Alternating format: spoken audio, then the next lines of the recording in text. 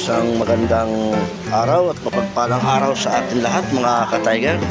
Nais ko lamang sa inyong ibahagi kung nasaan ngayon ang inyong ka-Tiger.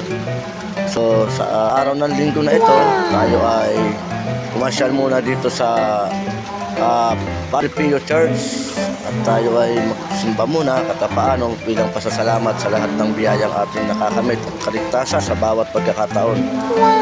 So mga ka-Tiger, sana ay huwag natin kalilimutan na magpasalamat sa ating mahal na Panginoon dahil siya lamang ang nagbibigay sa atin ng buhay at lakas at kalikasan sa ating lahat. So mga ka-Tiger, hayaan nyo at panuorin tapusin ito ang video ng Padre Pio Church na binidyo ng inyong ka-Tiger. So andito kung gusto ninyong kagaya sa mga hindi pa nakakarating at nais makarating, aking ibabahagi kung saan lugar ito at kung paano nyo ito mapupuntahan.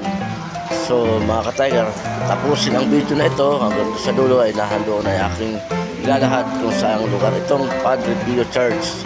So mga ka-Tiger, maluwag dito at malinis, maayos, pati ang kanyang facilities.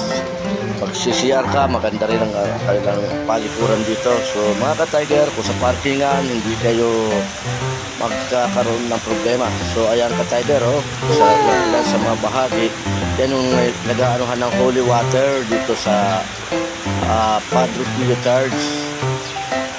Diyan nag-aanong gustong kumuha ng holy water.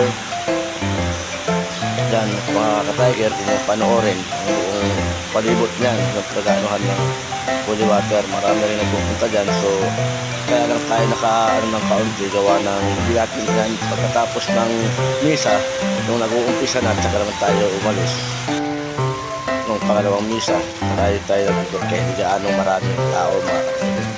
So aking paliwanag mga ka-Tiger, tayo ay nagsimba rito kay Padre Pio Church. Ito ay matatagpuan dito lamang to sa lalawigan ng Batangas. So mga ka-Tiger, dito to sa Santo Tomas, sa bayan ng Santo Tomas at lalawigan ng Batangas. Ito mga ka-Tiger ay madali naman silang hahanapin, lalo kung may sarili kang sasakyan.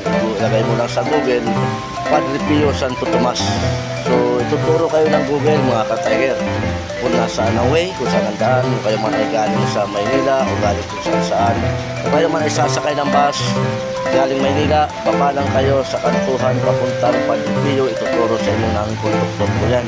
So mga ka-Tiger, ayos kong bahagi sa inyo ito upang karoon kayo nakaunting kaalaman sa gustong makarating dito. Yan kung yung nakikita, napakalinis at maayos ang kanilang rito sa Padre Pio Church. Maraming nagpupunta rito mga ka-Tiger.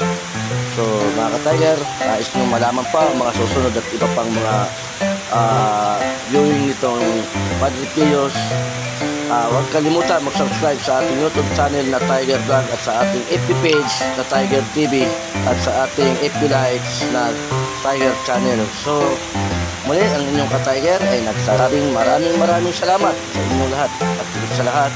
Ang lagi natin sinasabing motto, walang mahirap sa taong magsusumikap. Hanggang dito na lamang mga ka-Tiger.